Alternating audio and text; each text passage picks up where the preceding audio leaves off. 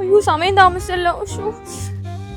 എടി ആ സിന്ധുവിന്റെ മോളല്ലേ സ്റ്റൈലും കാണിച്ചോണ്ട് പറഞ്ഞത്. മക്കളെ എവിടെ പോണടി? ആന്റി ഞാൻ ബ്യൂട്ടി പാർലറിൽ പോണ്. അവളൊരു സ്റ്റൈല്. നീ ഇന്ന് ക്ലാസ് കയറിയില്ലേ? ഭയങ്കര ബോറടാ. ഉച്ച കഴിഞ്ഞ് ഞാൻ ക്ലാസ്സിൽ നിന്ന് അങ്ങ് ചാടി.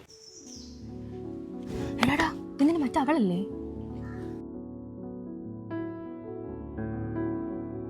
ഇപ്പൊ നിങ്ങൾ തമ്മിൽ കോണ്ടാക്ട് ഒന്നുമില്ലേ?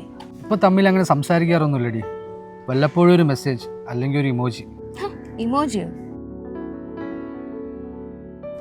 എടാ സോറി. ഏയ് അതൊന്നും കുഴപ്പമില്ലടി.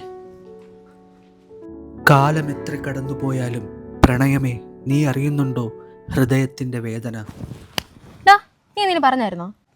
ഏയ് ഇല്ല. കാലൻ എവിടെ പോലും ഇവന്റെ മുഖമുള്ള ദൈവമേ. Flash back. ഹലോ ചേട്ടാ, ഞാൻ അമ്മയുടെ കൂടെ മീൻ മേടിക്കാൻ പോവാണേ. മീനിന്റെ ഫോട്ടോ, ചന്തയുടെ ഫോട്ടോ, പിന്നെ നിന്റെ തള്ളയുടെ ഫോട്ടോ, ഇത് മൂന്നും ചന്തയിൽ ചെന്ന ഉടനെ എനിക്ക് കിട്ടണം കേട്ടോടി. ശരി.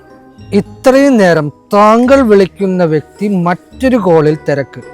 നീ ആരെടുത്തടി ഉണ്ടാക്കിക്കൊണ്ടിരുന്ന? അത് രമ്യ വിളിച്ചതാ, ഒരു അസൈൻമെന്റിന്റെ കാര്യം പറയാനാ.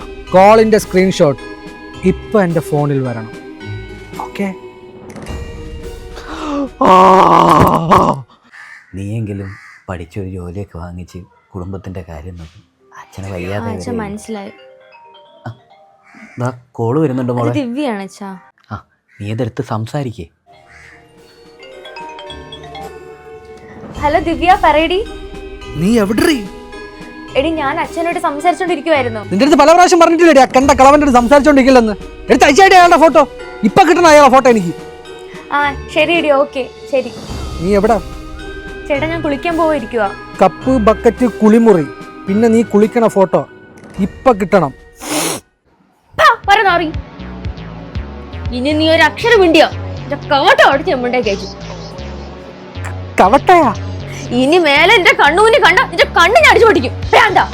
Get lost my entire life. പാവം എന്റെ കുറുമ്പി, എല്ലാം എന്റെ പിടിവാശി. അല്ലെങ്കിൽ എന്റെ കൂടെ ജീവിക്കേണ്ട പെണ്ണല്ലേ? നാറി.